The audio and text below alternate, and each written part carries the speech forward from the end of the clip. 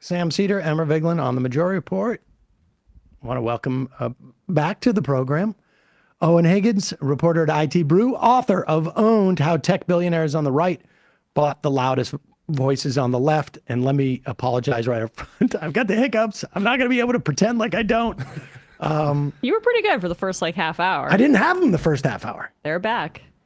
It must have been David Dayen upsetting you so much, and we'll be upset, I think, with this conversation as well. Yeah.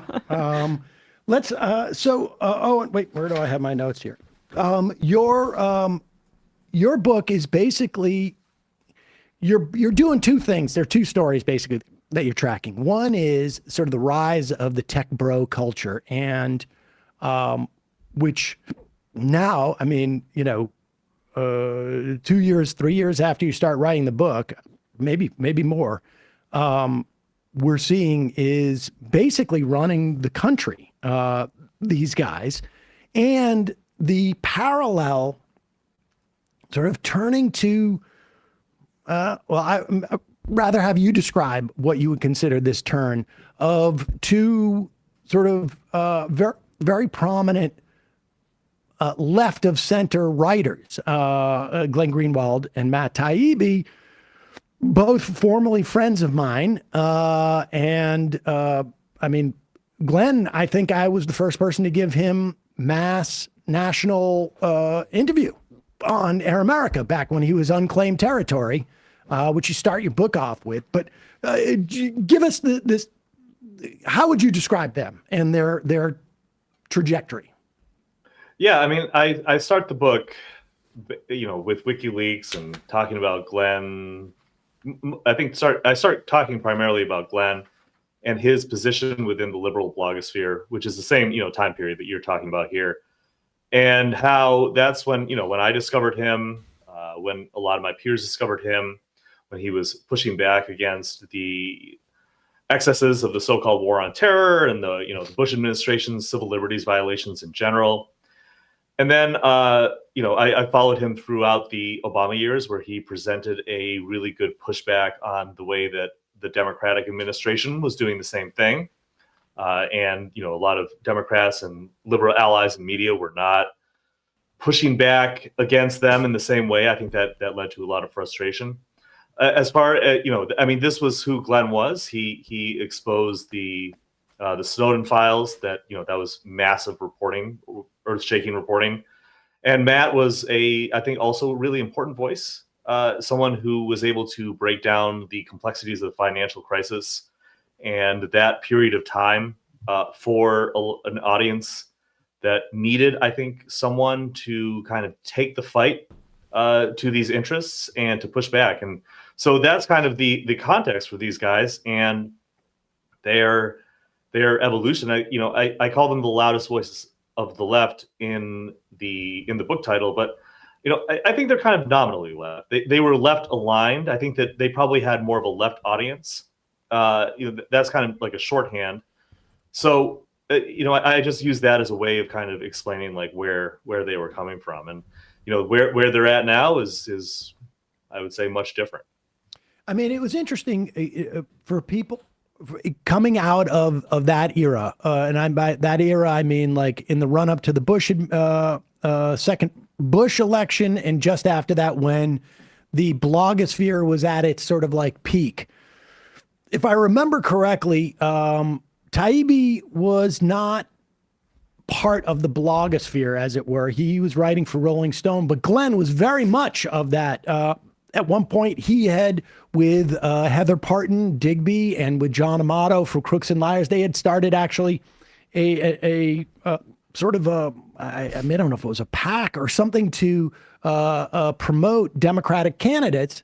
Glenn was very much of the blogosphere. Taibbi was always sort of like a contrarian, particularly in like 04, and sort of he's a guy who modeled himself after his name escapes me now. Hunter S. Thompson. Yes, Thompson. Yeah. So there was a certain and I like the fact that you sort of like point out that they're both Gen Xers. Taibbi, Hunter S. Thompson, and also God, what was that guy's name now? Darn it. I can't remember the writer, but there was an attitude, which like a sarcasm that Taibbi came out of. No, it was PJ O'Rourke, maybe. PJ O'Rourke, exactly. Man, And so they both had they both came from different places.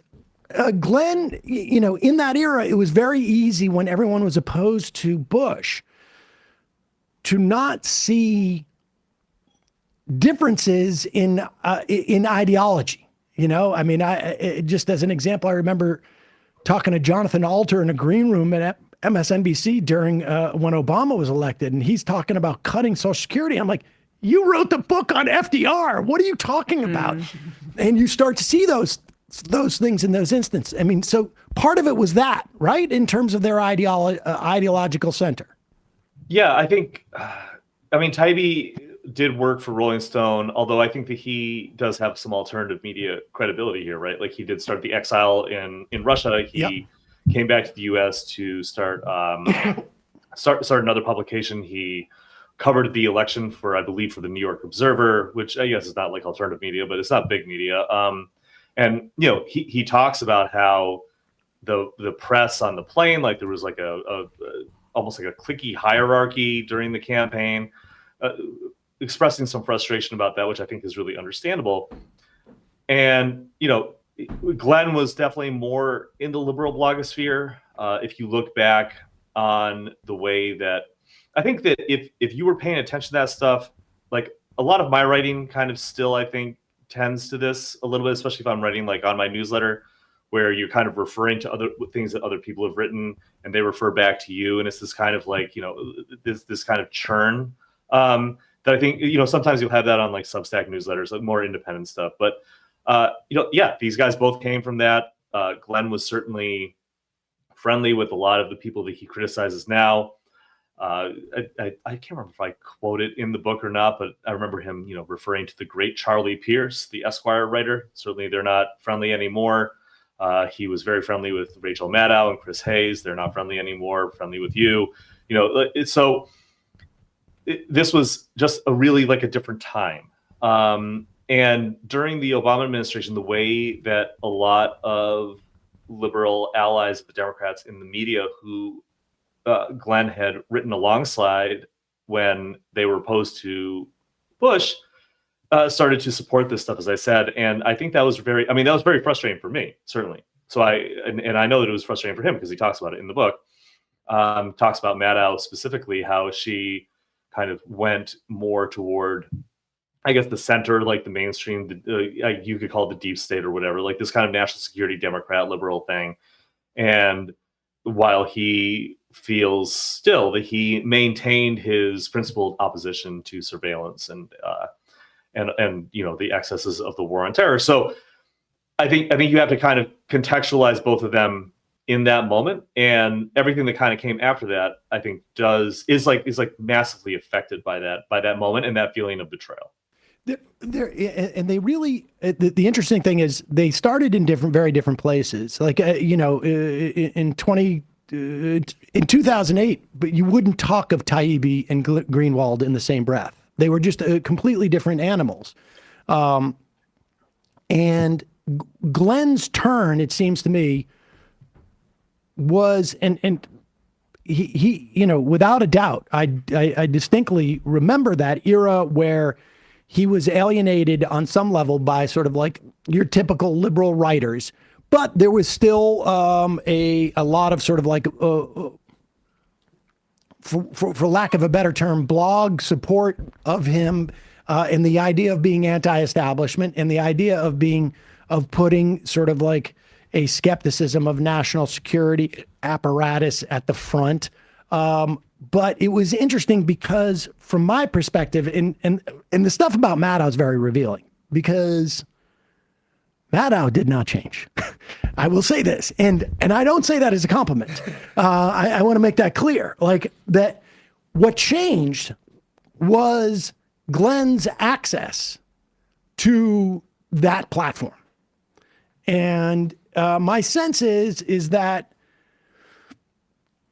he was already ideologically in a place where the dispositional way in which he wrote just became, from my estimation, a more of a personal issue than a change in his ideological stance. I mean, now we're much further from that, and he's much more of a hack, I think. But the Maddow thing is fascinating to me because I watched that in real time, and I was never sympathetic with Maddow. You know, I don't want to get too revealing, but I've you know, people know that about me. I've never been on her show. The last time we ever, you know, talked to each other was actually on an Air America show. And that, it seemed to me to be the sort of turning point. With Taibbi, it was also sort of more of a personal one. Like, talk about those two moments when there was a switch, because that's when they start to be converged and talked about in the same way. Yeah. Well, I think those, okay, I guess I'll start with Maddow and Glenn's lack of access to MSNBC. I mean, this is a reality. This is what happened. The book, like the first draft of the book, had a much more lengthy discussion of this, but it was kind of, it got a little tedious. But basically, during Glenn's time at Salon, he would get on to MSNBC rather frequently. And if he was going to be on there, or in the wake of him being on there, he would write about the programs and write about the people on there rather favorably. And if it had been a little while since he had been on there, the writing turned a little more critical. You can find this with him on Fox News too. I did a whole study of this for my blog back in 2021, where I graphed out his support for his tweets in support of and in opposition to Fox News in relation to it having him on. And it's just like, the positive ones just go whoop once he's on, and the negative ones just disappear, right? And so the kind of a similar kind of thing happened with his writing in Salon and MSNBC. So I do agree that there is an aspect of that is real. And obviously, when Maddow was saying this stuff and kind of being more supportive of Obama, but was still having him on her show, he was blurbing her book and, you know, still being more friendly to her because there was that question of access, right? So I definitely agree with that. I think that's definitely true. But as those appearances dried up and I think around 2016 is really when this stuff really kicks off, when both Matt and Glenn are extremely critical of Russiagate and the way that the Democrats kind of seized onto that as a one-size-fits-all explainer for why they lost. And Taibbi talks about that. I believe he says it in Hate Inc., but he's written about it a number of times. Like the last time that he appeared on MSNBC was December 2016. He criticized their focus on Russia, and they never had him back on. Greenwald, I believe, hadn't been on there for a little while, like since then. But you know, he was also kind of boxed out. And for both of them, I think they started to resent their lack of access, also to resent the hyper focus on Russia, which I do believe that is a principled opposition that they had to that at the time. And then, you know, you get to September 2017, I believe it's the Eric Garner book comes out, and Taibbi is ready to go. He's ready to promote it, and MeToo hits, and his writings from the exile come up, and he can't like dodge out of it or wriggle away from it, and he's basically canceled. The book fails, and pretty much after that, or I wouldn't say the book fails, but the book tour fails certainly. And after that, he just kind of starts tilting to the right because the right audience is the one who didn't reject him. Let me just one correction. It was not the Writings from the Exile. It was a book that he co-wrote with Mark Ames that they alternated chapters, and all of the writing that supposedly outlined their behavior towards women in their office at the exile was written by Ames. And I should also just add, no woman in that office, and I believe all of them are on record, actually made an accusation or even confirmed that the things that Ames wrote supposedly happened because it was more Ames like supposedly being satirical. Now, so, from my perspective, Taibbi should have gotten out in front of this before he did, and he didn't for whatever reason. But I think that MeToo accusation was unfair because there was literally no accuser. It was just Ames having written stuff that, I think Taibbi's writing sometimes can, be considered sexist and misogynist at times. People can make that assessment there on their own. But in terms of this specific thing, I feel like it's necessary to add that. But I also do feel like that was a major turning point. Yeah, if I can just interject just to add to that, one of the things that got Taibbi in trouble at that time was, I can't remember who it was, but at the Washington Post, this woman who had an interaction with him wrote about the way that he had written about her in very attacking sexist language. So that was kind of adding to it.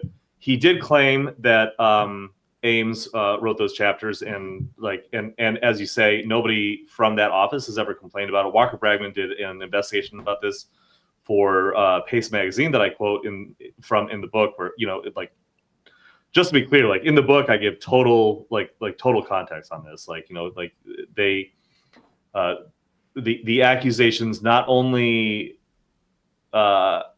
didn't have any kind of backup other than what they had written, but also they were spread by Mike Cernovich and this guy named Jim Goad, who is another right-wing operative. So you have to understand the entire cynicism behind deploying this to attack Taibbi. I think that's very important to understand that 100%. I do think though that, like you say, he could have and should have gotten out in front of this, and he should have dealt with this in some way, but he decided not to, and the consequences were pretty tough for him. I think he had to cancel a bunch of tour dates. And yeah, I mean, it really undermined that book, and I think it fundamentally changed his career. Hey, folks, don't forget to hit the subscribe button and check out our daily show. We do it every day at 12 p.m. Eastern for about 2.5 hours. We even take phone calls. You should check that out.